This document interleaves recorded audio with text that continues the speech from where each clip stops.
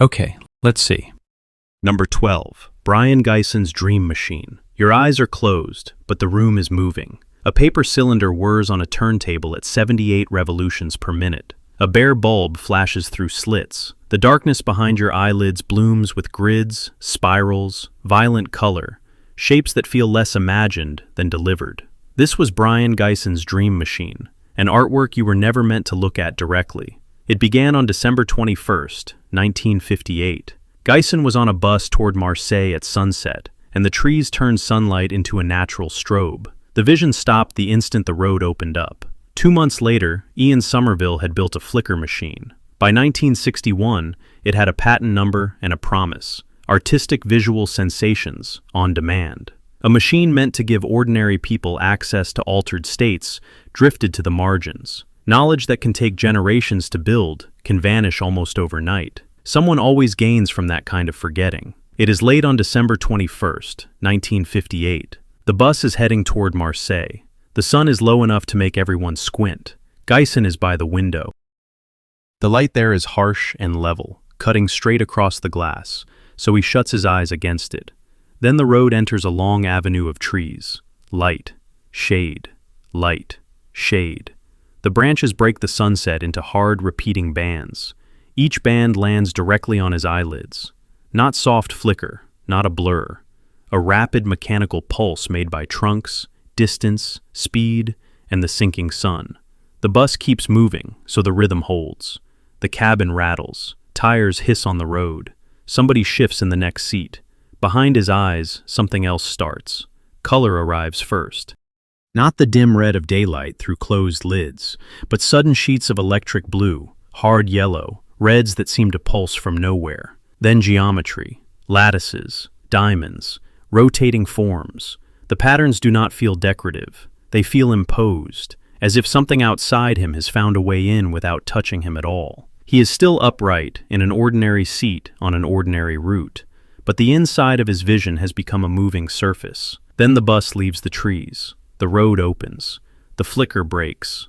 The whole storm stops at once, not gradually, no fading. 1 second, the darkness behind his eyelids is crowded with motion. The next second, it is only darkness again. Same passenger, same seat, same engine noise, open sky, and the effect is gone. Back in Paris, he carries the incident with him like a physical object. At the Beat Hotel, where ideas move across rooms almost as fast as smoke, the bus ride becomes something to test. William S. Burroughs is in that orbit. So is Ian Somerville. The story is strange, but it is usable. Burroughs points Geison toward the work of W.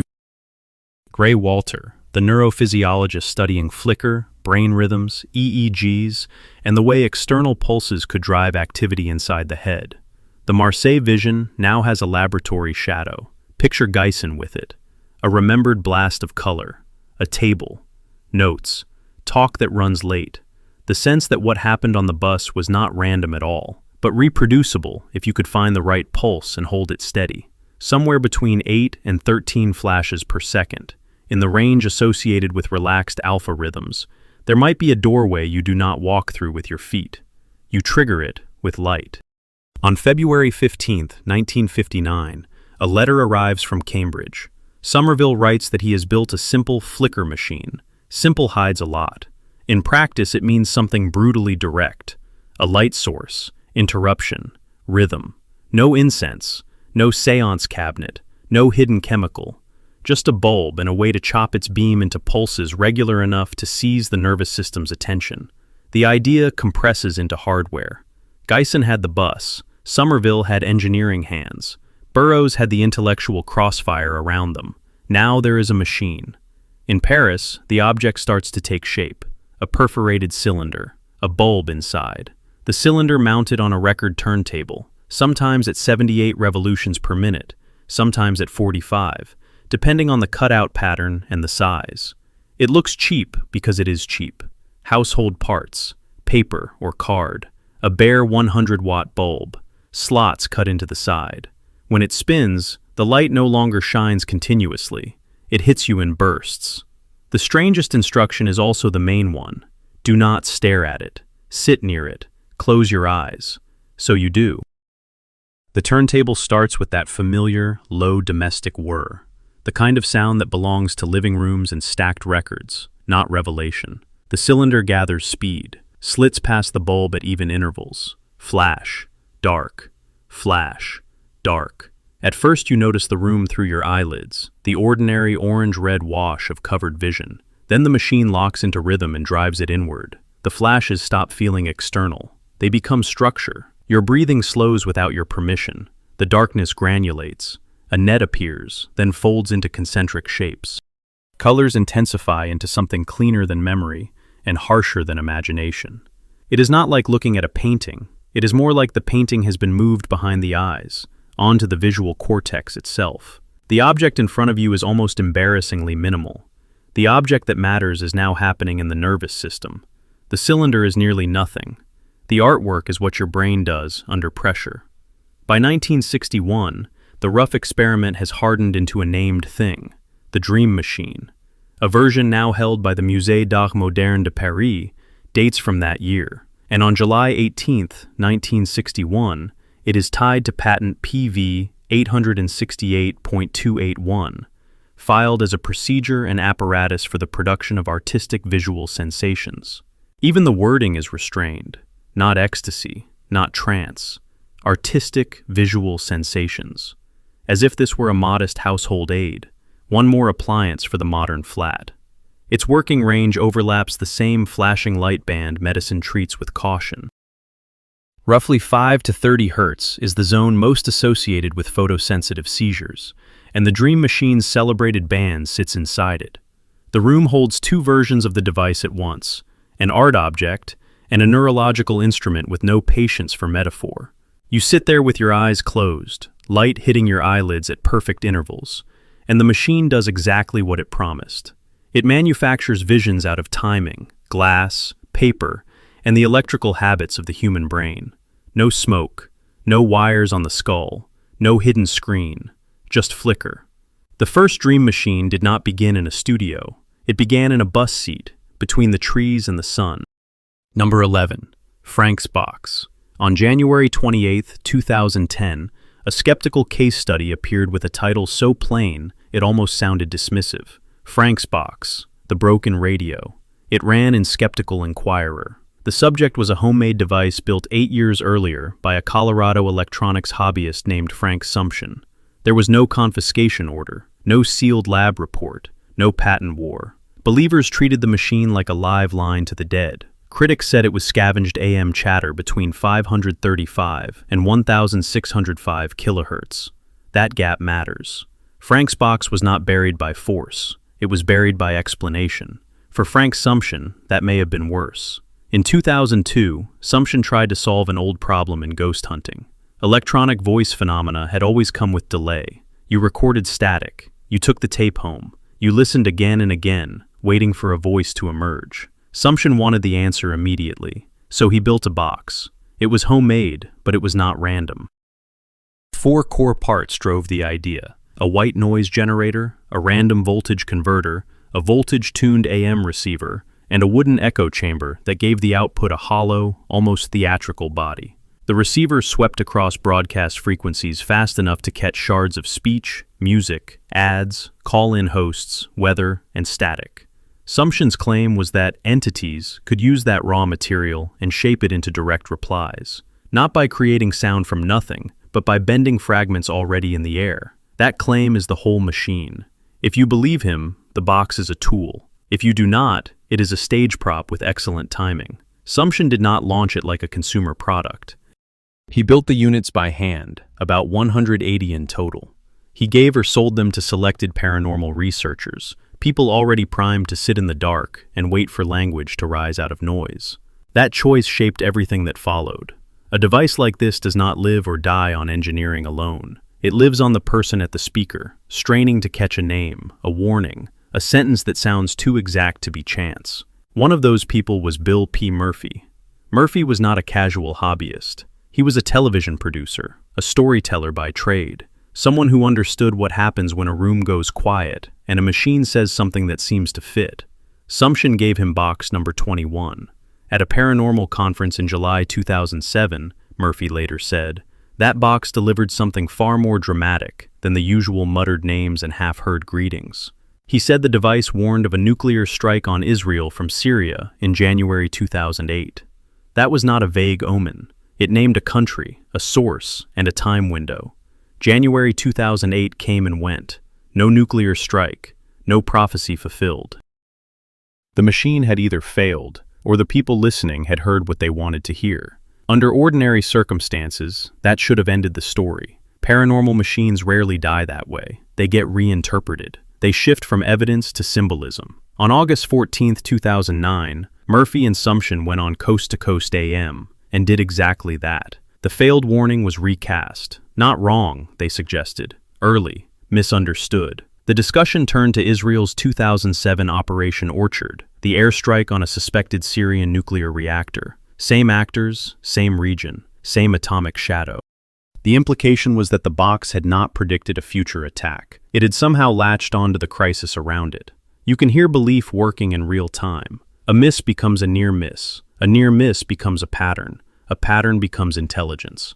If you are Frank Sumption, standing beside your own invention while other people use it to narrate wars, that can feel like vindication. It can also corner you. The more specific the claim, the easier it is to test the machine against reality. Skeptics did test it. They did not need secret files or military experts. They needed the box itself. In Colorado, Sumption brought box number 63 for examination. Users listened. They ran sessions. They waited for the sharp, uncanny replies that had made the device famous in paranormal circles. What they got was noise, fragments, unintelligible sound. Exactly what a fast-sweeping AM receiver should produce if it was sampling ordinary broadcasts, and the human brain was doing the rest. That skeptical reading hit hard, because it was so ordinary. Not demons, not a conspiracy, not hidden physics, just radio. Human expectation, pattern recognition under pressure, the same old urge to force signal out of chaos, now wrapped in wood, wires, and a speaker grill. Frank's story gets stranger there, not simpler. Sumption does not fit the usual role of persecuted inventor. He shared schematics. He did not lock the design away. He did not disappear under a legal order. The machine spread because he wanted it to spread. Science did not reject access. It rejected the claim. That sends the story back to the larger question running beneath devices like this. When knowledge disappears, is it because someone hid it, or because once the mechanism is exposed, the mystery stops surviving? For Sumption, those two ideas were never fully separable. Frank's box sat inside a much older lineage. Telegraph seances, radio mysticism, Edison's rumored spirit phone, EVP tape sessions, late-night paranormal media. Sumption's contribution was to remove the delay. No more listening tomorrow. Now the voice could seem to answer while you were still asking. You lean toward the speaker. A clipped phrase slips through between stations. Your own expectation snaps the fragments into shape. In that moment, the machine seems to know you. Frank's box landed hard in the 2000s because it arrived exactly where old spiritualism met live media. It turned static into performance. It made mediumship sound engineered, but it carried a contradiction it could never escape. Believers treated the replies as independent intelligence. The raw material was always pre-existing human speech, pulled from the broadcast band. So what did Frank Sumption actually build in 2002? A paranormal instrument? A feedback loop for grief and suggestion? A radio-age seance device honest enough to reveal its own trick, and eerie enough to make that trick not matter? By the time skeptics called it a broken radio, the box had already done what machines like this always do. It had left the workshop and entered testimony, where circuitry matters less than memory. That is where bad evidence hardens into folklore. Frank's box was supposed to produce voices from nowhere. Instead, it exposed how badly people want voices to come from somewhere. It just sounded like random radio noise. Number 10. Spiricom. On April 6, 1982, George W. Meek walked into the National Press Club in Washington, D.C., carrying a claim big enough to swallow every ghost story before it. Meek was a retired engineer and president of the Metascience Foundation. That morning, he told reporters he had crossed a line people had failed to cross for centuries. Not a seance, not a trance message, a machine. Beside him sat William J. O'Neill, an electronics hobbyist and self-described medium who, Meek said, had spent years helping operate the device in private sessions. Its name sounded clinical enough to feel safe. Spiricom. The claim did not. Meek said it was a telephone exchange between the living and the dead. The missing star of the event was not a journalist or a technician. It was a dead man. Meek said the voice on the tapes belonged to Dr. George Jeffries Mueller, described as a deceased scientist communicating from the other side in a harsh, buzzing, mechanical tone. Meek said Mueller did not just say hello. He held conversations. Long ones, technical ones. He discussed electronics. He gave circuit advice. By 1982, Meek was saying more than 20 hours of two-way exchanges had been recorded during sessions in 1980 and 1981. If true, this was not just paranormal rumor. It was an engineering breakthrough with transcripts. But the room did not get the breakthrough. It got tapes. A live demonstration is where a machine stops being a story and becomes evidence. Meek had one in front of him, but he could not make it speak. He said they were temporarily out of communication. Start there, not with ectoplasm, not with belief, with the cleanest split in the whole case. Claimed ability on tape, no ability on command. Spiricom itself sounded precise enough to lower suspicion. The Mark IV system, the version most closely tied to the Mueller recordings, combined a radio transceiver operating in the 30 to 130 MHz range with a bank of 13 audio tones. Those tones spanned 21 to 701 cycles per second. They were supposed to create a usable vocal framework, a scaffold a discarnate communicator could seize and shape into speech. In this version of the story, the dead could not simply talk. Engineers had to give them a carrier, a voice lane, a technical bridge. Heard that way, it almost sounds plausible in the way bad ideas often do. Frequencies, tones, a transceiver, a named operator, a named dead scientist. Years of work. Meek had started experimenting as far back as 1970, near Philadelphia, with early prototypes. He met O'Neill in 1975. By the time the public heard the word Spiricom, there was already a backstory, a machine history, and a witness structure built around it. This did not arrive as one weird tape from a basement. It arrived as a system. Strip that system down like a detective. The first clue sits on the calendar. The machine was publicized after its miracle had already failed. Later, skeptical reconstruction pointed to a brutal detail. O'Neill said the Mueller communications had stopped in November 1981. The press conference came in April 1982. 5 months had passed. The headline event for a working afterlife instrument happened after its signature result was already gone.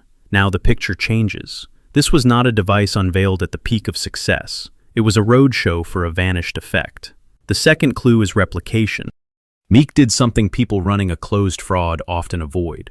He distributed plans and technical materials. There was no patent locking the thing away. In theory, that should have helped Spiricom. If the machine worked, openness should have multiplied witnesses. More builders, more operators, more voices from the dead. The opposite happened.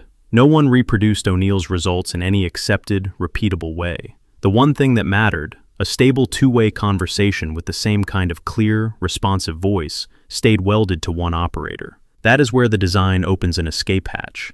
Spiricom was never just hardware. It required a person with unusual psychic energy to make the link function. So the device could be shared, copied, assembled, tested, and still fail without falsifying the claim. The machine was open. The success condition was not. If it worked, the circuit got credit.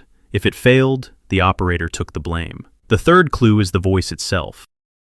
Listen to how the legend frames it. A deceased scientist speaking through a machine in a buzzing electronic register, because interdimensional speech apparently does not sound like radio announcer English. Fine. But in January 1987, Terence Peterson published a critique in Fate and asked a devastatingly simple question. What if that sound was not supernatural distortion at all? What if it resembled an electrolarynx, the handheld device some patients use to speak after losing their natural voice, combined with plain performance techniques like ventriloquism? The strangeness of the Mueller tapes flips right there. It stops functioning as proof and starts functioning as camouflage. The robotic quality that made the voice feel inhuman also made it harder to pin to an ordinary throat. The fourth clue is dependency. O'Neill was not presented as just a witness. He was the channel through which the machine became extraordinary. Without him, Spiricom was circuitry and tones. With him, it was a dead scientist on the line. That does not tell you intent. It does not cleanly prove fraud, but it narrows the mystery. The surviving hardware can be described. The sessions can be dated. The frequencies can be listed. The public debut can be checked against the calendar. The one thing you cannot reconstruct from schematics is what O'Neill believed he was doing while the tapes rolled. Maybe he staged it. Maybe he convinced himself. Maybe Meek, with money, time, and expectation already invested, heard what he desperately wanted to hear and built the case around it. Those possibilities are morally different. Forensically, they collapse toward the same problem. A machine that changes the history of science cannot depend on one unrepeatable man in one vanished window of success. Then the knowledge is not buried. It was never stabilized in the first place. Spiricom's central promise was always bigger than its evidence. Meek did not claim random murmurs or suggestive noise. He claimed ongoing dialogue, more than 20 hours, specific identity, technical exchange. The higher the claim, the narrower the path. A dead scientist giving engineering advice through a 13-tone voice carrier is not the kind of result that survives on atmosphere. It survives on repeatability, date, setup, operator, output, independent confirmation. Spiricom had the date, it had the setup, it had the operator, it had recordings. When the wider world leaned in and asked for the dead to speak again, the line was already dead. The myth says science buried Spiricom because it was too dangerous, too disruptive, too effective. The record is colder than that. A machine announced as a revolution, demonstrated as a tape archive, explained by a special operator, then abandoned by the very phenomenon that made it famous. At the press club, Meek stood before the microphones with the plans, the tones, the transceiver range, the dead scientist's name, and months of vanished momentum behind him. He pressed play. A metallic voice filled the room, then nothing answered back. Number 9. Persinger's God Helmet. On May 19, 2009, Barbara Bradley Haggerty sat in Michael Persinger's lab at Laurentian University in Sudbury, Ontario. A neuroscientist prepared a device that looked less like revelation than a garage prototype. 8 electrodes went onto her scalp. A modified motorcycle helmet dropped over her head. Improvised goggles blocked her vision. Then Persinger left her alone for 30 minutes, while weak, patterned magnetic fields were aimed at the temporal lobes, especially the right side. The field strength matters. In Persinger-linked work from 2002, the numbers sit between 100 nanotesla and 1 microtesla. Earth's magnetic field is tens of microtesla. The God helmet was not overwhelming the brain with brute force. At least in theory, it was feeding very weak, very complex signals into regions tied to memory, emotion, and the sense that the self sits behind the eyes. Not enough to knock someone over. Persinger believed it was enough to loosen the boundary between the person in the chair and the room around them. The public story got the machine wrong. The God helmet was not built to make atheists see God on command. Its target was narrower, a sensed presence, the feeling that someone else has entered the space, even when no one is there. A shadow in the corner, a companion just behind the shoulder, a second mind, close enough to feel and impossible to place. Religion could be added afterward. So could ghosts, aliens, dead relatives, or whatever language the subject already carried into the room. The setup makes the logic easy to see. Reduce light, reduce noise, keep the subject still, put the body in a chair, cover the eyes, wire the scalp. Deliver patterned fields, then wait. If the temporal lobe helps the brain model self versus other, then a small error there might not create a vision. It might create something stranger, the conviction that the room contains one more being than it did a moment ago. Persinger had been moving toward that idea for years. In a 2001 paper with Cook, the target was the experience of a sentient being. In 2002, with 48 participants, he reported experimental facilitation of the sensed presence. The mechanism was described in technical terms: temporal lobe transients, complex magnetic patterns, protocol, parameters. Outside the lab, the story came out cleaner and stronger. A helmet, a brain, a machine-made mystical encounter. After that version took hold, the apparatus stopped sounding like neuroscience and started sounding like forbidden knowledge with wires attached. By the time Haggerty sat down in 2009, the helmet already carried its own mythology. Persinger listened from the control room while she described darkness and vague images. He took those as signs that she was approaching the effect. The decisive moment never came. No overwhelming presence, no intruder in the room, no second intelligence leaning over her shoulder. The session produced atmosphere, not arrival. That is where the numbers stop sounding like engineering and start sounding like forensics. On December 9, 2004, Nature covered the dispute under a headline that had little patience left. Electrical brainstorms busted as source of ghosts. The dispute centered on a replication attempt in Sweden, led by psychologist Per Granqvist. This was not a casual takedown from outside the field.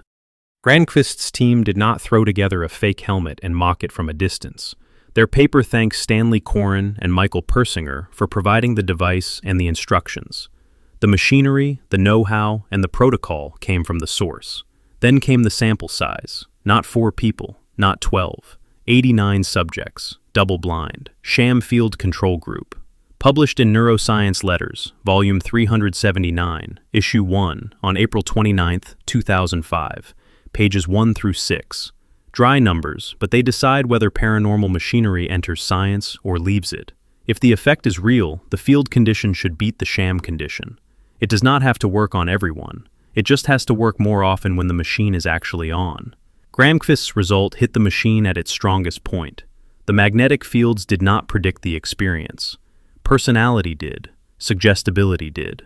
The people most likely to report a sensed presence were the ones already more prone to absorption, expectation, and unusual interpretation. The helmet still produced reports, but the reports tracked the subject, not the field. That finding is brutal because it attacks the machine without denying the experience.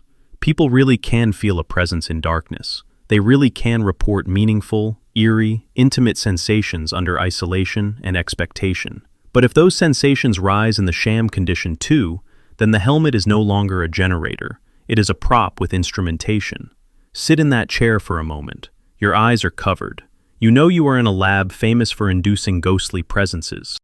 A researcher has attached 8 electrodes to your head and lowered a helmet over your skull like a ritual object translated into electronics.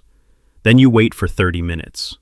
In that setting, the smallest internal flicker gets promoted, a visual smear, a body tremor, the feeling that your own thoughts arrived from half a foot to the left. The frame is already there, waiting. Frames are powerful. They turn ambiguity into encounter. That still does not settle everything.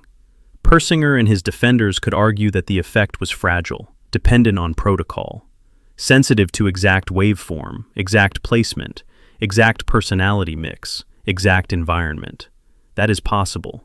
Science has found stranger things, but that defense comes with a price. The more exact the recipe becomes, the less the God helmet looks like a machine that uncovered a universal mechanism of mystical experience. It starts to look like a laboratory event balanced on variables too narrow to travel.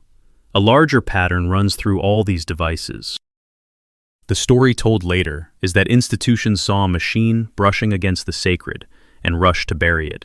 Buried knowledge and unstable knowledge are not the same thing.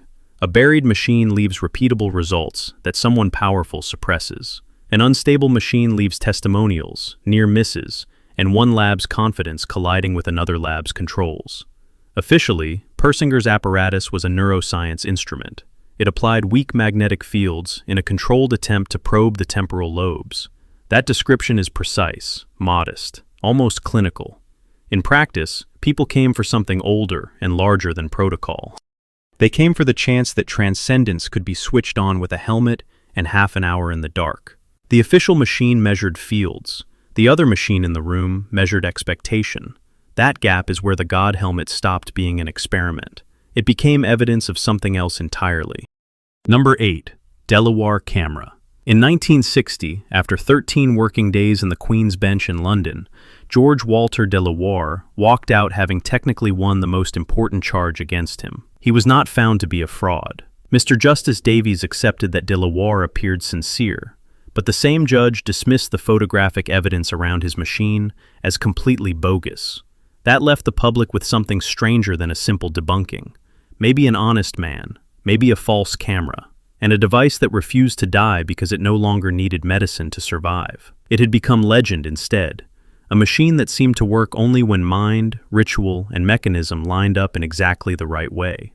Make that concrete. If the Delaware camera really did what its supporters claimed, photography stopped being the recording of light in 1955. It became target acquisition by intention. A drop of blood sat on one side of the room. A photographic plate waited in darkness.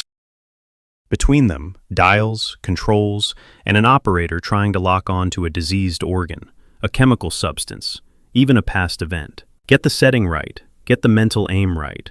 An image appears. Not because photons bounced off a subject into a lens, but because the subject had a rate and the machine let a trained mind tune to it. In practical terms, that means no sealed archive, no hidden body, no missing history is safely out of reach. A witness sample would be enough, so would skill. And skill can be monopolized. This is where the machine fits the larger pattern.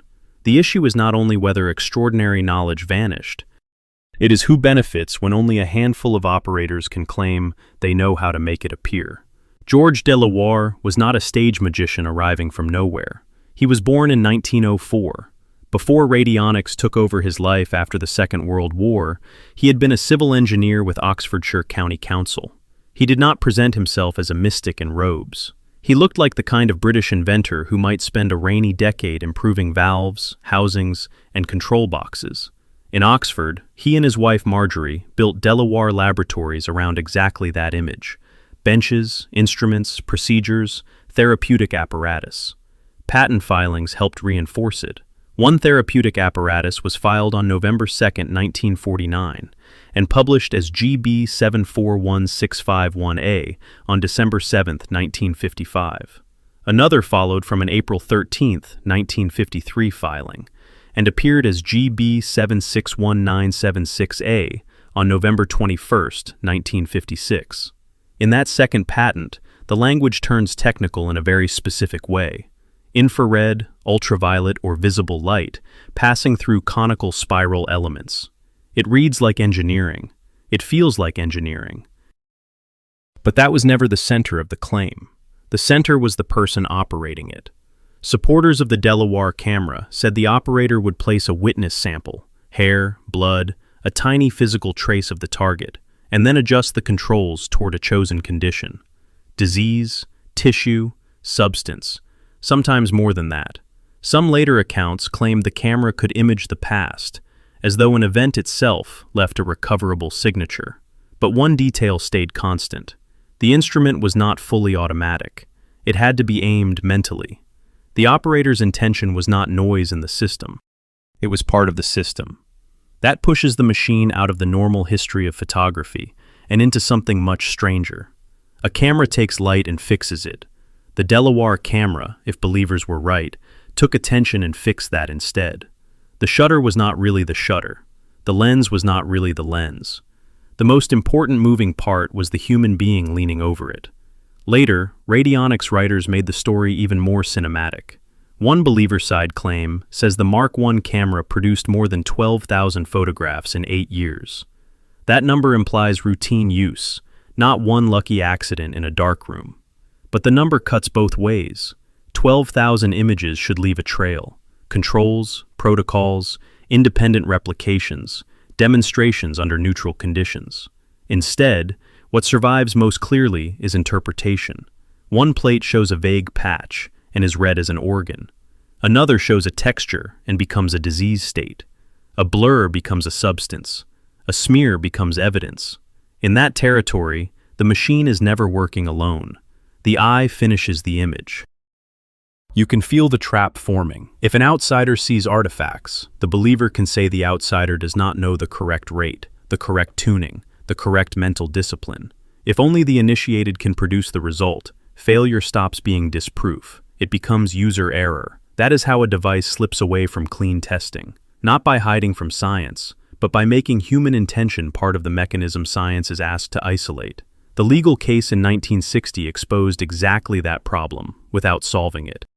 Catherine Phillips sued over the Delaware diagnostic instrument, and the proceedings dragged on long enough to become a spectacle. Delaware spent about £10,000 defending himself, a painful sum for the period, even though he prevailed on the fraud issue.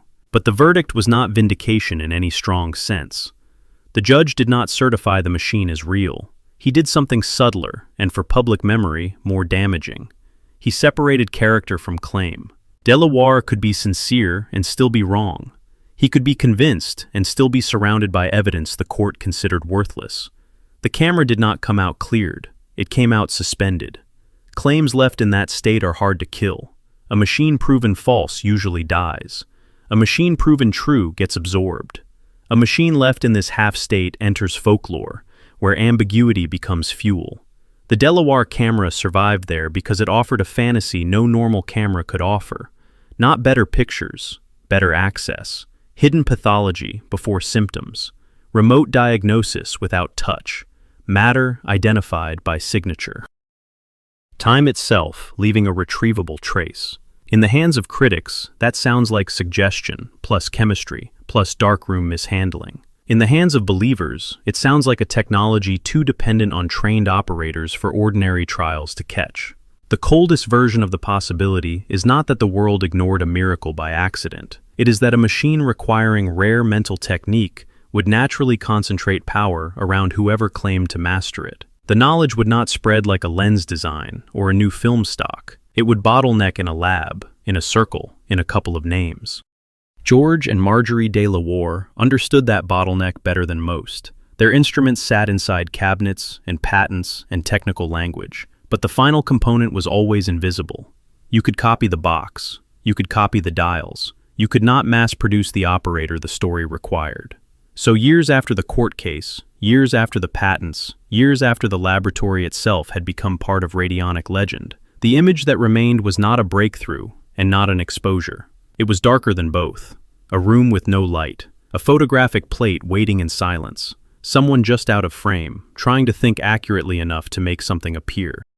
Number 7. Hieronymus Machine. On September 27, 1949, a U.S. patent was granted for a device that claimed to detect emanations from materials that no accepted instrument could see. The number was 2,482,773. The inventor was Thomas Galen Hieronymus, a Kansas City engineer born in 1895, trained in the respectable world of power and circuits, not seance tables. By 1935, he was working at Kansas City Power and Light, and he stayed in that engineering orbit for roughly 30 years. So when his machine appeared, it did not come wrapped in incense. It came wrapped in patent language. Start with the document itself, because this story stands or falls there. Filed on October 23, 1946, the application describes a box with parts familiar enough to calm you at first glance. A sample chamber, optical elements, a glass prism, electrical components, an amplifier, a probe or rotating armature, and a touch plate. Put a material sample inside. Let its supposed radiation pass through the machine. Then the operator places fingers on the plate and gently strokes it until a sensation appears. Sticky, tacky, tingling. That sensation is the reading. Not a dial, not a meter needle. Skin. That is the part that does not fit. The patent office stamped a utility patent onto an apparatus whose final detector was a human fingertip, reporting a private feeling. Not pressure in pounds, not voltage in volts, not light in lumens. A sensation. The wording, though, is dry and technical, almost aggressively ordinary, as if this were just one more post-war measuring device entering the catalog of American industry. Stand over Hieronymus's bench in Kansas City in the mid-1940s, and the scene gets stranger. Copper, glass, wiring, a chamber for a specimen, enough hardware to suggest physics, enough procedure to suggest laboratory discipline. Then comes the crucial moment. The operator touches the plate and strokes it, waiting for drag at the fingertips. It looks less like instrumentation than dowsing by touch. Hieronymus called the force eloptic radiation, a term meant to bridge electrical and optical behavior, something real, measurable, and physical. He did not present himself as a stage mystic. He was trying to pull radionics out of the occult parlor and set it in an engineering frame. This machine was not buried in silence. It passed through official channels. It got a patent number. It got built. It got sold. Around 200 desktop non-optical machines, about 10 optical analysis units, and at least a dozen console models were produced. Desktop versions cost about $1,500. Console units, closer to $2,000. In 1950s money, that was not curiosity shop pricing. That was commitment. The puzzle is not why the world never heard of it.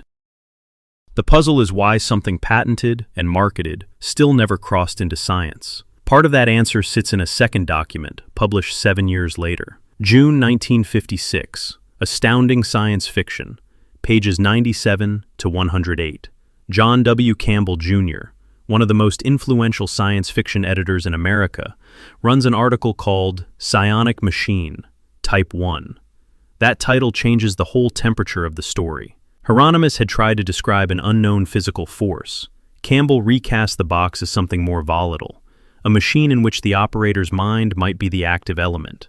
The hardware was no longer enough by itself. Consciousness completed it. Campbell pushed further. He promoted the most infamous version of the claim, that even symbolic, ink-drawn circuits could work. Not copper conductors, drawings of conductors, not engineering in the normal sense, but function by resemblance, by pattern, by something close to ritual. In August 1956, he followed with Correction and Further Data on the Hieronymus Machine, pages 112 to 114, and doubled down on the idea that the machine's true secret might be mental rather than electrical. You can feel the split right there. Hieronymus wanted legitimacy. Campbell wanted weirdness. One man argued for a real physical phenomenon that orthodox instruments had missed. The other told readers the box might still work when reduced to a diagram, as though the mind recognized intention the way a radio recognizes frequency. For anyone raised on laboratory proof, that did not save the machine. It set it on fire. Hieronymus knew that. Later, he resented Campbell's interpretation and argued that this magic framing damaged any serious acceptance of his work.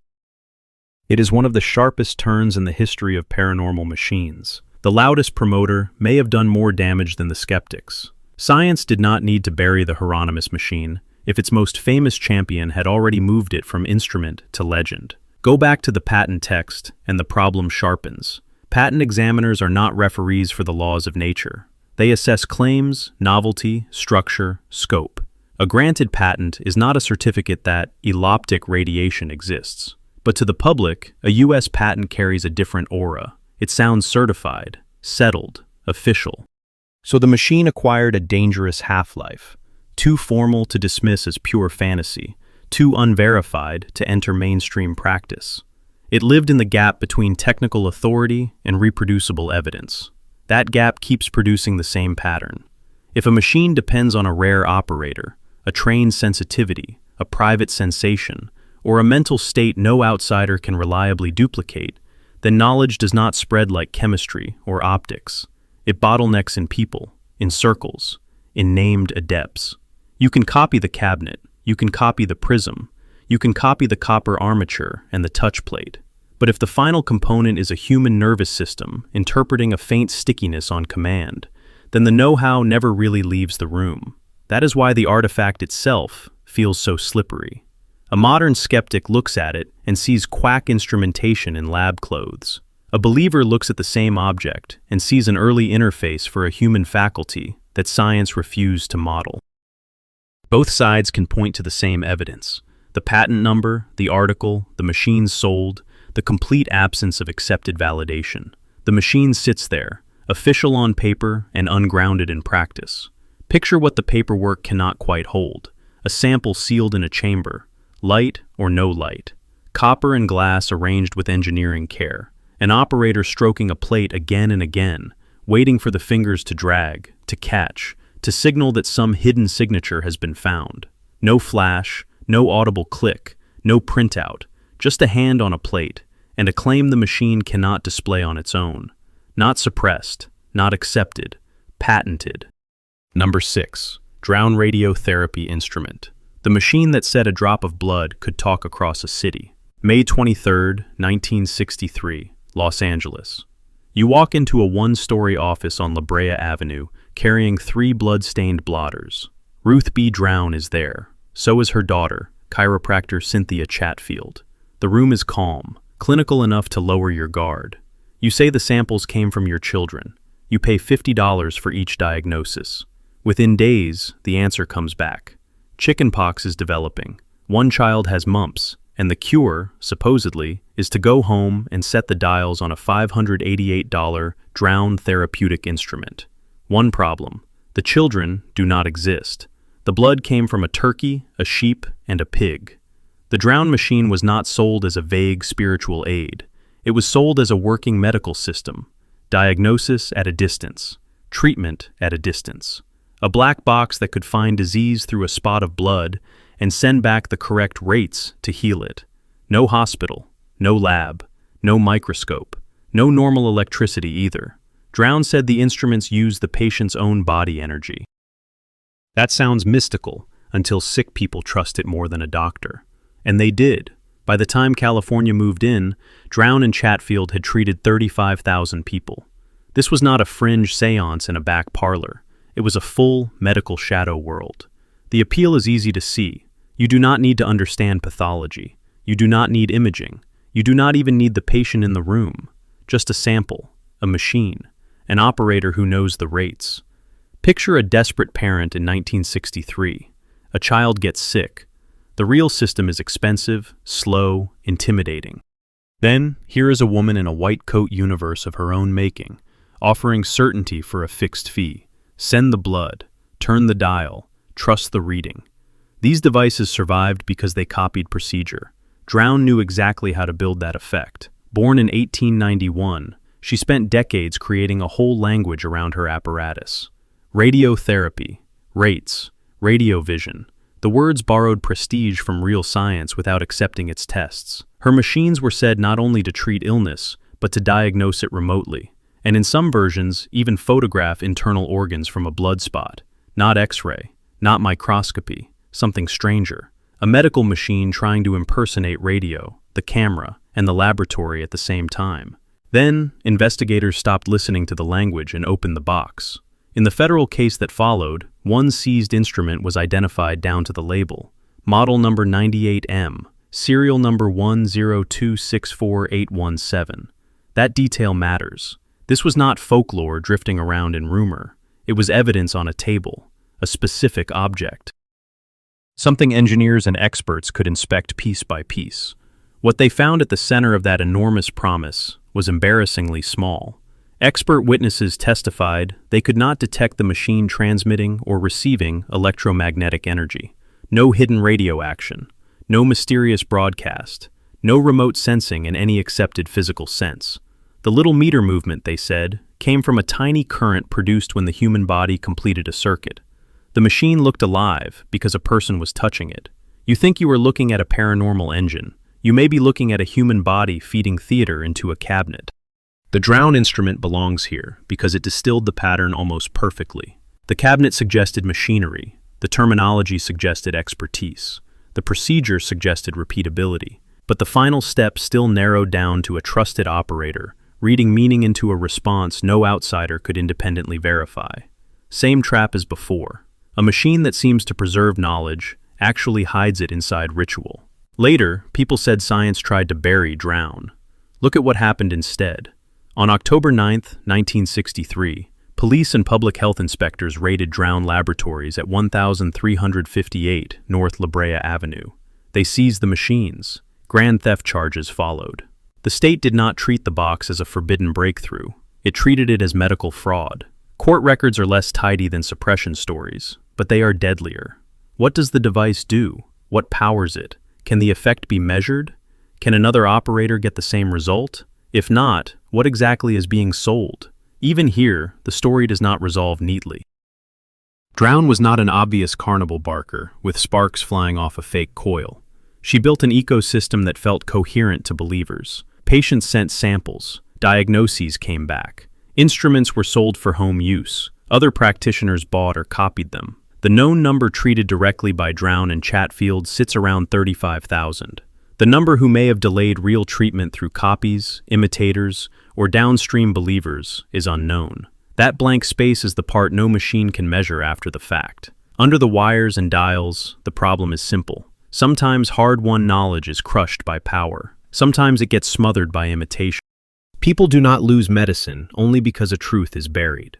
They lose it because a counterfeit arrives in technical language, siphons trust, and leaves no reliable method behind. You can pass down the box, you can pass down the rates, you can pass down the testimony, but if the result depends on faith in an operator, and not on a reproducible mechanism, then the knowledge was never secured in the first place.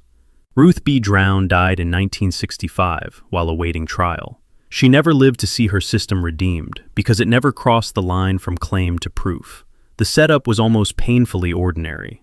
No thunderstorm, no secret military lab.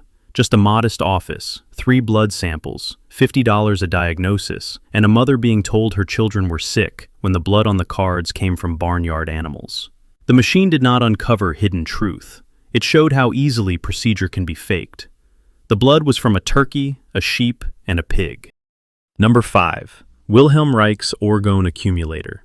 On January 13, 1941, Wilhelm Reich sat inside Albert Einstein's house in Princeton for roughly 4 hours. He brought a claim that sounded small enough to test and large enough to reorder nature. He was 43 years old, a former member of Freud's circle. 2 weeks earlier, on December 30th, he had mailed Einstein a letter asking to discuss what he called a specific biologically effective energy. He had already given it a name, orgone. The machine itself was almost rude in its simplicity. A cabinet, a seat, layers, organic material, then metal, then organic again. It was built to pull a hidden atmospheric force inward and concentrate it around the body. No cathedral of brass, no maze of tubes. You could mistake it for storage furniture if you did not know what Reich believed it could do. The afternoon in Einstein's home moves through paper, instruments, and a man trying to make the strangest part sound measurable. Reich is not there to perform table wrapping or summon mist from the carpet. He is there to talk about temperature. A difference inside the box, a persistent anomaly, something above ordinary room conditions that, to him, meant the cabinet was gathering an energy standard physics had missed. The room is easy to picture because the tension is so specific. One man has spent years persuading himself that life itself sits in the air like an invisible weather. The other has spent a lifetime reducing the universe to equations that survive contact with instruments. Between them is a wooden box. Einstein does not throw him out. In that moment, that matters. Attention from Einstein is not a courtesy call. It is oxygen. Reich has reached the most famous scientist alive, and the scientist is listening. Not for 5 theatrical minutes, for 4 hours. The scene is sober. Notes, explanation, measurements proposed. No one in the room is acting as if this belongs automatically in the trash. Then, February 1st, 1941, Reich delivers experimental apparatus to Einstein for further testing. The cabinet has moved from argument into procedure. That is the edge every fringe device wants, and almost none reach. Not belief, not headlines. A controlled look by someone who knows exactly how easy it is to fool yourself. Inside the house, the setup is plain. Thermometers are placed, rooms are compared, air behavior is watched closely. The kind of ordinary procedure that kills grand theories without needing grand language. Reich expects the small excess of heat inside the accumulator to hold. Einstein finds an effect, but not the one Reich needs. It can be accounted for by a temperature gradient in the room. Warm air near the ceiling and cooler air below, not a new force soaking into the cabinet walls. The mystery contracts from cosmic energy to convection. If this were only a scene about one failed demonstration, it would end there. Reich leaves Princeton without the endorsement that could have changed everything. And the box keeps following him. Now you are in Rangeley, Maine, at Orgone, years later. The cabinet is no longer a test article in a famous man's house. It is furniture in a system. Patients come. Boxes sit ready. The language around them hardens. Orgone is not presented as a curiosity.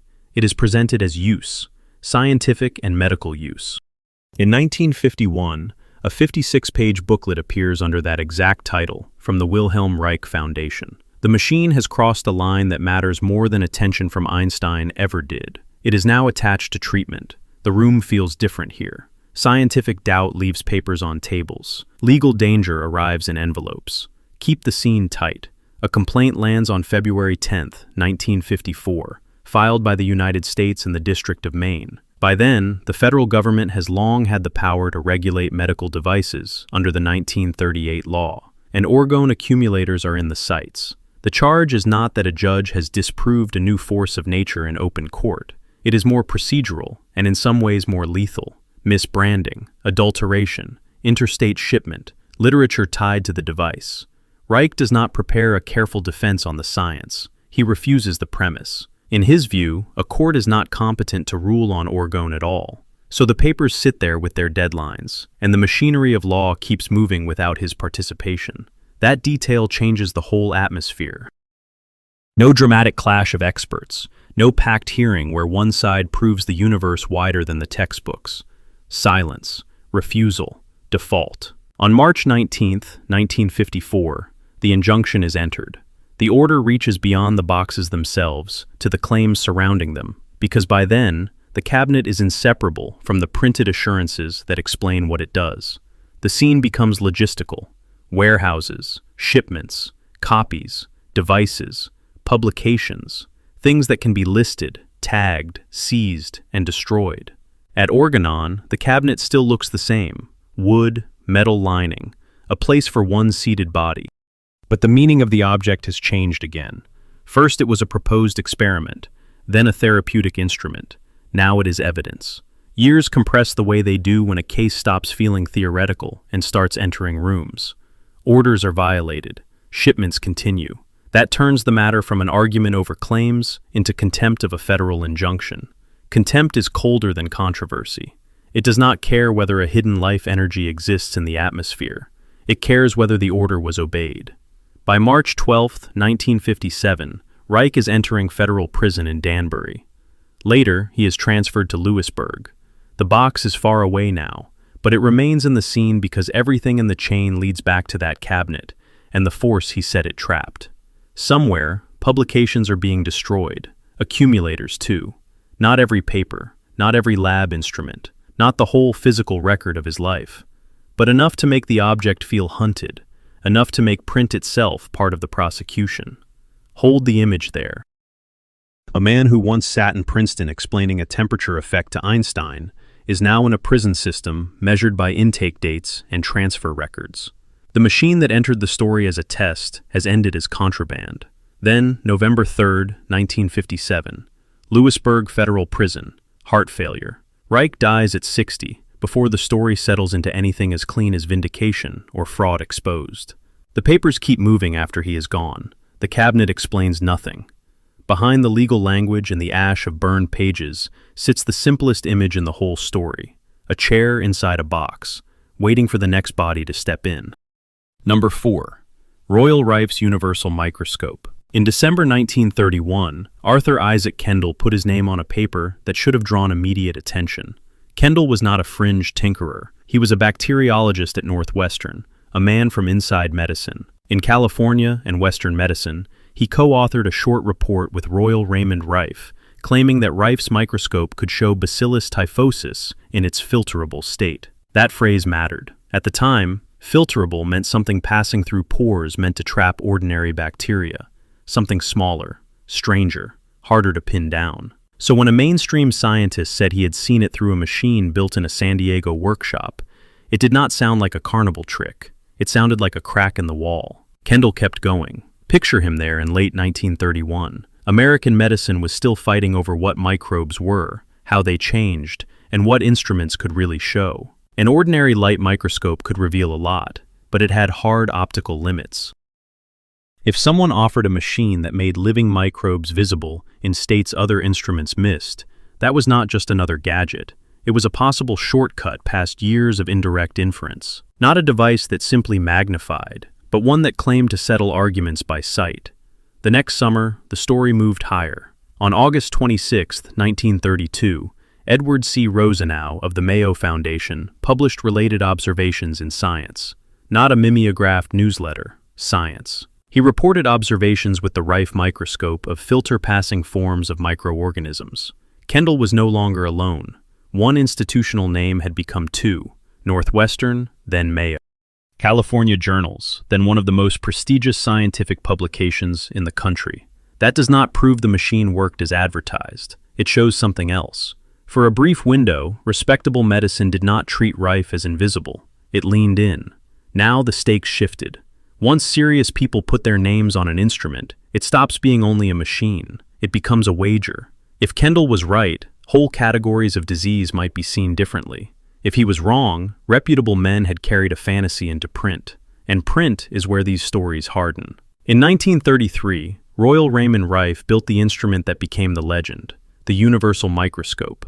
Later, in the Smithsonian's 1944 annual report, it was described in language that almost invited belief. A 5,682-part device, quartz optics, dark field illumination, polarized light, monochromatic light, ultraviolet light, a special illuminating unit with 14 lenses and prisms. Read that slowly, and the appeal is obvious. Not a bench microscope with one clever tweak, a cathedral of optics.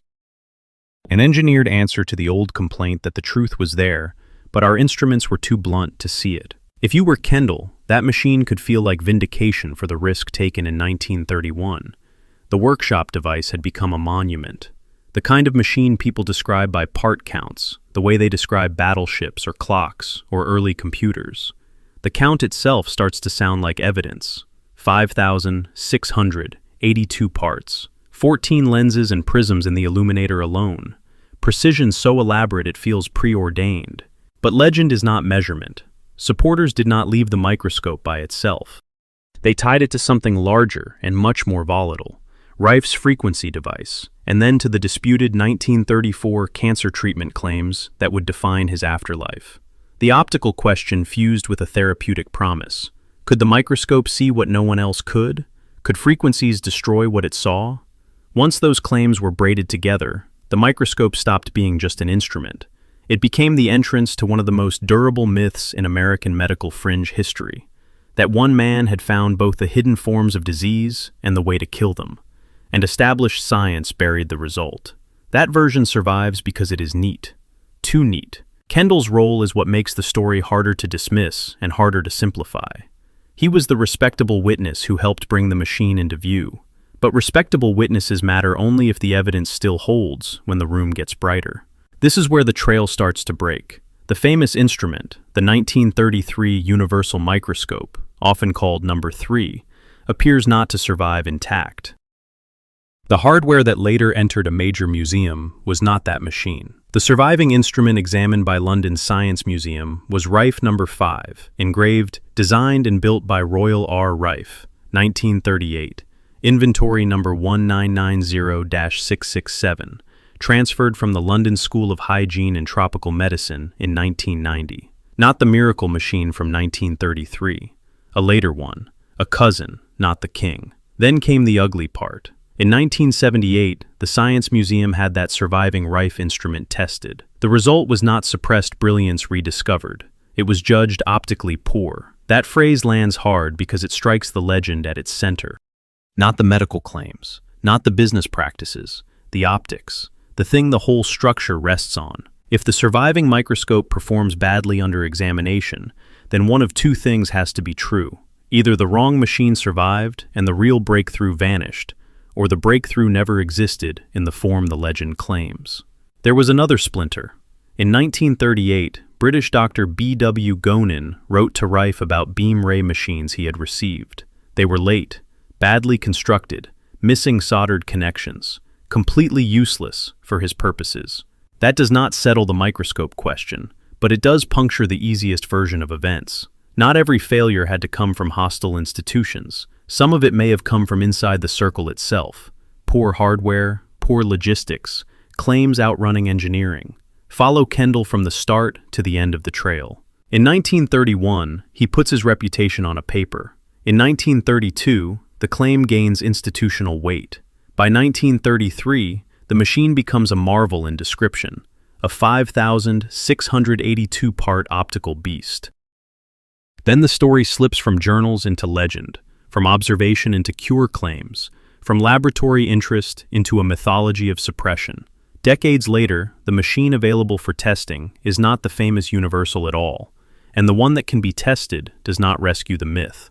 Officially, this leaves Rife's microscope in a narrow place. Intriguing papers, extraordinary claims, no reproducible optical breakthrough, and later, cancer machine descendants treated by the FTC in 2002 as unproven technology. On the ground, the picture is colder. Between number 3 and number 5, between Kendall's printed confidence and the museum's disappointing test, the story runs out of solid metal. What remains is the gap where the evidence should be.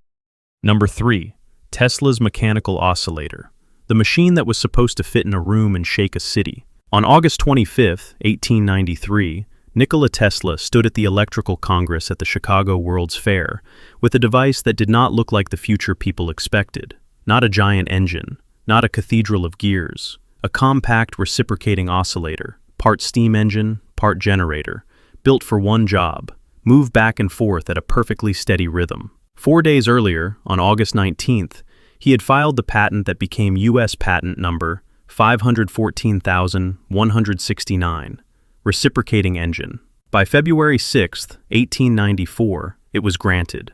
A second related design, patent number 517,900, followed on April 10, 1894. The myth came later. The machine came first. The machine itself was strange enough. Start with the motion. A piston slides inside a cylinder under steam or compressed air. That part is ordinary. Tesla was after the part ordinary engines struggle with: exact time. He did not want the moving parts drifting every time the load changed. An air spring cushioned the stroke. Valves snapped in and out with brutal speed. Electromagnetic control fed back into the motion, so the mechanical stroke and the electrical output could settle into one locked period. He was not chasing raw power alone. He was chasing rhythm. He was chasing frequency. In the 1890s, that mattered. Tesla was after isochronous currents, alternating currents with an unusually steady rate. This was not a parlor trick. It was an engineering promise. If a compact oscillator could replace the bulky pairing of steam engine and dynamo, the payoff was obvious: fewer moving parts, less wasted space, and a machine small enough to change where power generation could happen. Back in New York, at 46 East Houston Street, Tesla kept building larger versions in the lab, including a 4-part oscillator described by Thomas Comerford Martin in 1895. One version was rated at 10 horsepower. It could run on steam pressures as low as 80 pounds per square inch. Another was supplied at 350, small footprint, hard punch. Precision sold the idea. Strip away the legend, and the machine is still impressive. It was a serious attempt to solve a real industrial problem with resonance, timing, and reciprocating motion. That was enough to invite a legend. On July 10th and 11th, 1935, Tesla was 79 years old and holding his annual birthday press interviews at the Hotel New Yorker. By then, he was no longer the conquering inventor of the 1890s. He had become something stranger in public life. Part engineer, part oracle.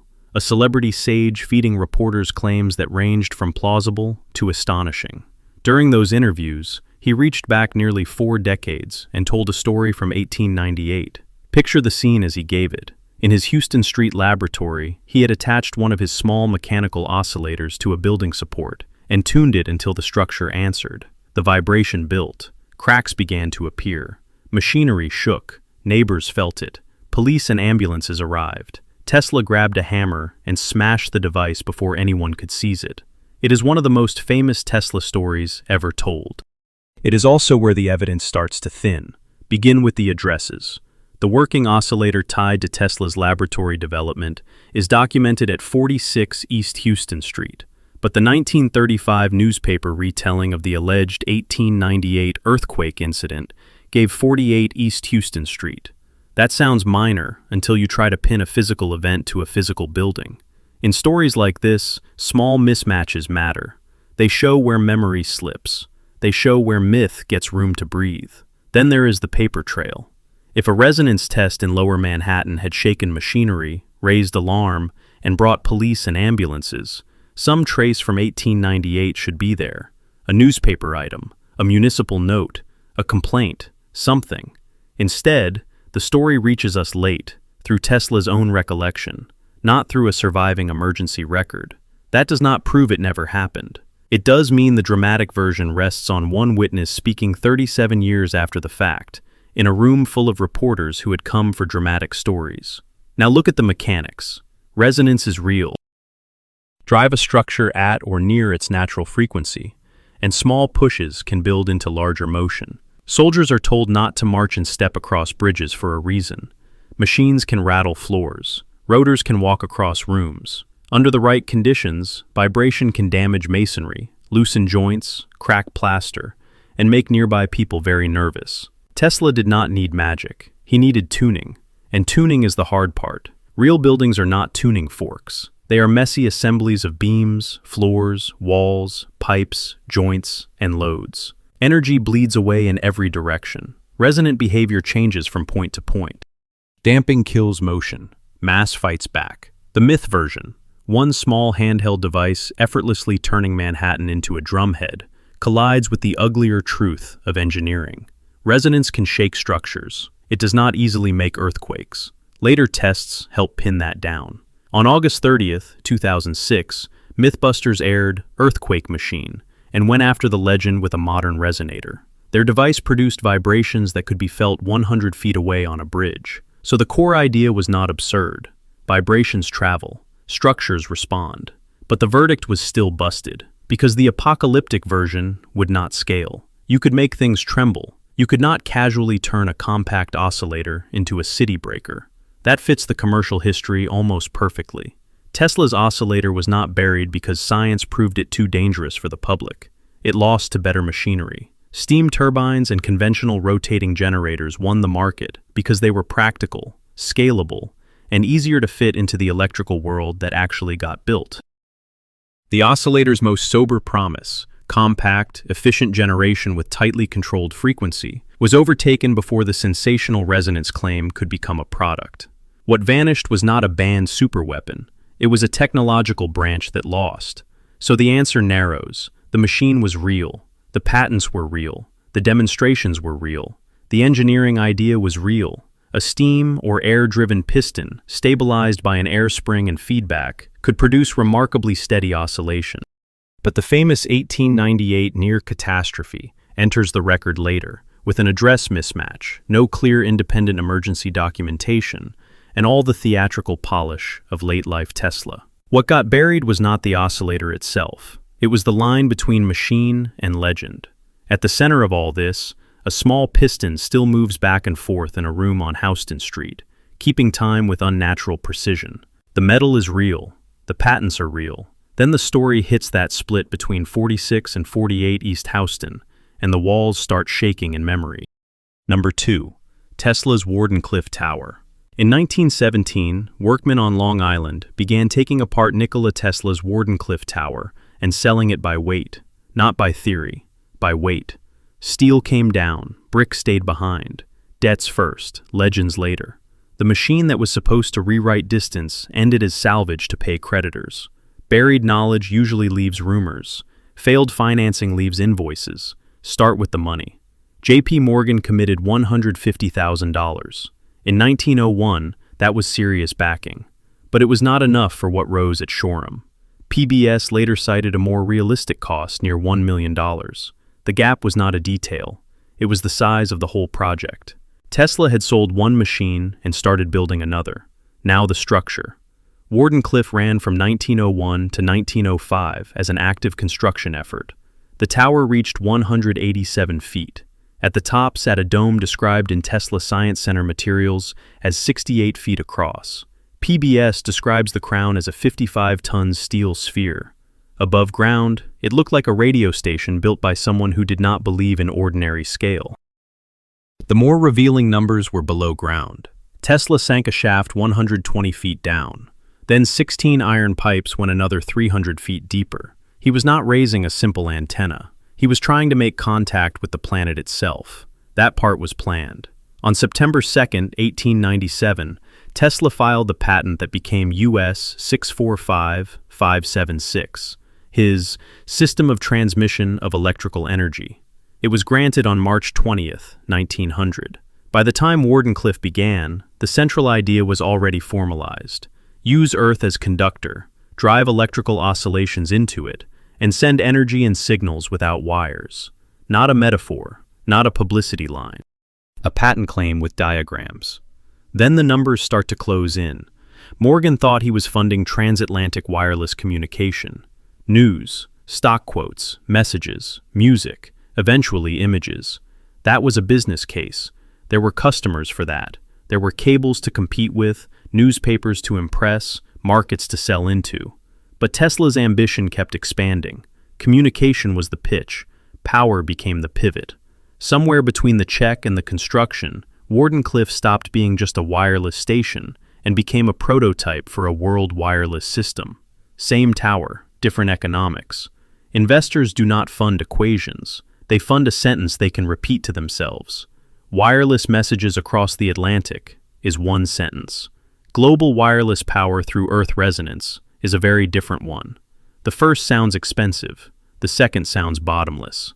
Then the schedule broke. On December 12, 1901, Guglielmo Marconi received a transatlantic radio signal in Newfoundland, sent from Cornwall. 3 dots, the letter S. Simple, arguable, technically messy in hindsight, but public, measurable, and above all, done. Tesla's system at Wardenclyffe was still unfinished when Marconi turned the headline into a fact. An investor looking at Shoreham no longer saw the future. He saw a delay. You can almost feel the math change in real time. Tesla had a partially built tower, a laboratory designed by Stanford White's firm, a giant grounding system, and a theory grand enough to include the whole Earth. Marconi had a signal that crossed an ocean. One side had 187 feet of promise. The other had one successful transmission. In capital markets, demonstration beats scale model every time. Morgan refused further money. Material prices rose. Backers drifted. By 1905, Tesla's team abandoned the site. 4 years, 1901 to 1905. That is the full active life of the build. Not a machine suppressed at the moment of success. A project that ran out of runway before proving its largest claim. This is where the legend usually cheats by blurring categories. It says science buried a free energy machine. The documented split is cleaner and harsher. Morgan did not sign on for a gift to humanity. He funded a commercial communications system. Tesla was trying to convert it into something broader and riskier while the bills kept piling up. That is not a cover-up. It is a catastrophic change of business case. Walk the site as if you were there. The brick laboratory stands on one side. The tower rises on the other. Beneath your feet sits a 120-foot shaft and iron pipes driven 300 feet down, as if the building cared less about the sky than about what could be forced through the ground. Above you hangs a metal crown tens of feet wide. Around you is Long Island. In Tesla's head, there is not one market, but all markets at once. Communication, broadcasting, synchronization, power. It is huge. It is specific. It is almost impossible to finance. After Marconi landed his signal, Wardenclyffe had to be visionary and better. Better and soon. Soon, and cheap enough to explain why it needed vastly more money after the original $150,000. Many buried machines die there, not in the lab, in the gap between a prototype and a ledger. Even its afterlife is physical, not mystical. The brick laboratory still stands. The site was added to the National Register of Historic Places in 2018. Ground-penetrating radar later confirmed underground tunnel-like features, though their exact purpose remains uncertain. This is not one of those cases where everything vanished and only folklore remained. Parts of Wardenclyffe are still there. The ground still holds its geometry. What disappeared was the chance to test the biggest claim at the scale Tesla needed. That pattern runs through all of this. Sometimes, hard-won knowledge does not vanish at all. The plans survive. The patents survive. The buildings survive.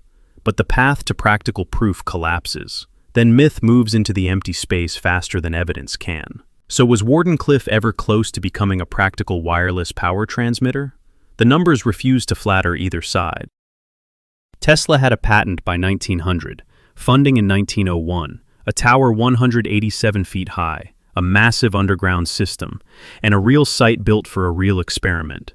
But he did not produce a working world power network, and he did lose the communications race before the tower was complete.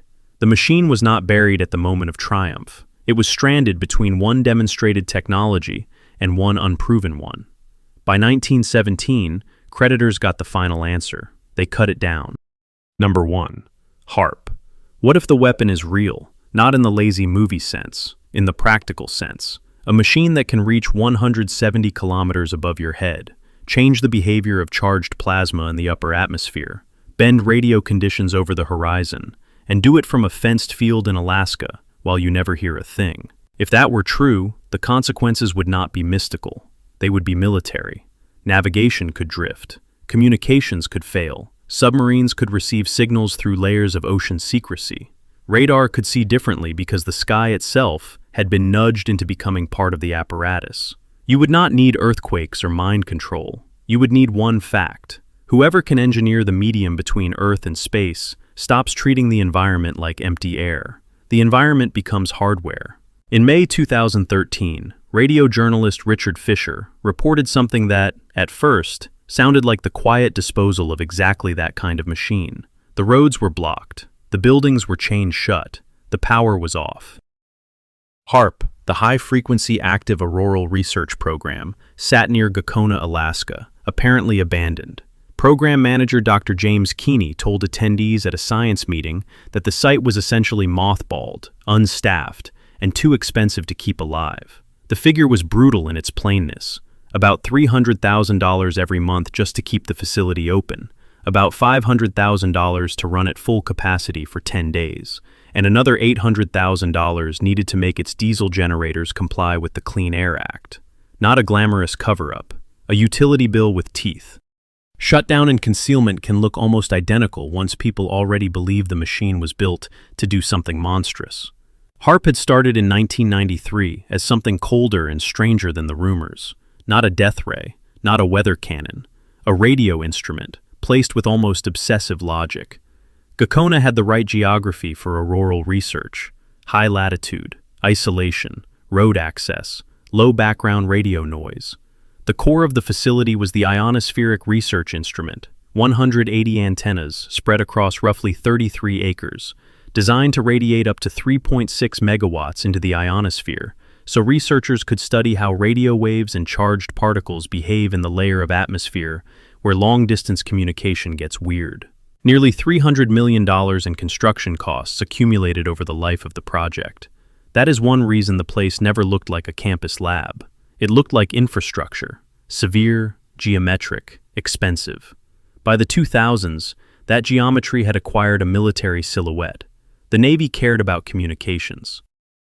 The Air Force cared about ionospheric effects, over-the-horizon propagation, and how radiation in near-Earth space might affect satellites and systems.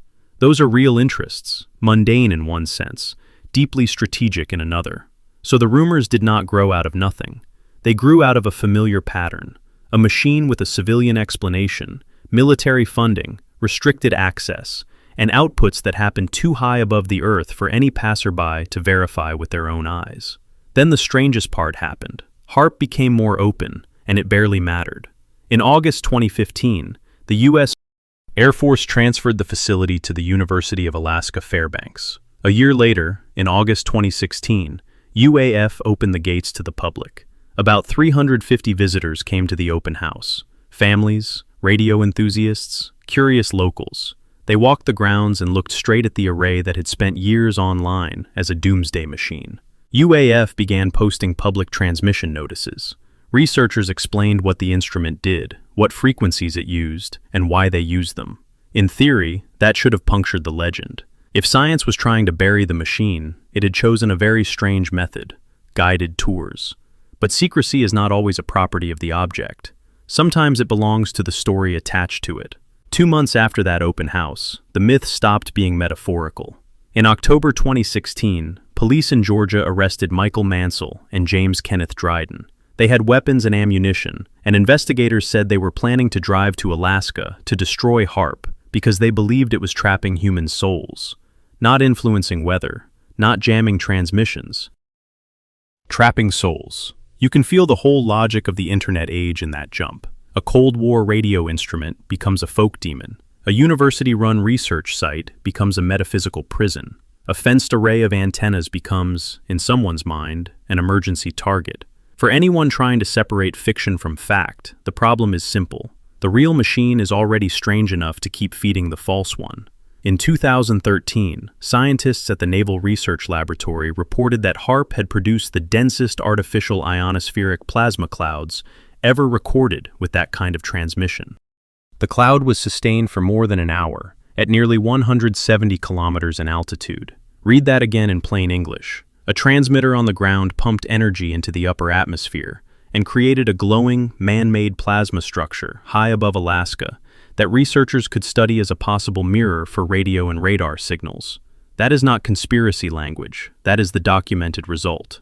So when people heard HAARP can modify the ionosphere, they missed the rest of the sentence. They missed measured, temporary, localized, experimental. They heard the only part built to survive online, can modify. You can stand in that field now, if you visit at the right time, and see an instrument whose public life is almost absurdly transparent compared to its reputation. Notices posted, university oversight, research goals stated out loud. But the cultural image of HAARP remains stuck in its military adolescence, because mystery scales better than maintenance. A secret weapon is more memorable than a generator compliance budget. A hidden agenda is more cinematic than a line item. That runs through all of these machines. Hard-won knowledge does not always vanish because someone successfully erased it.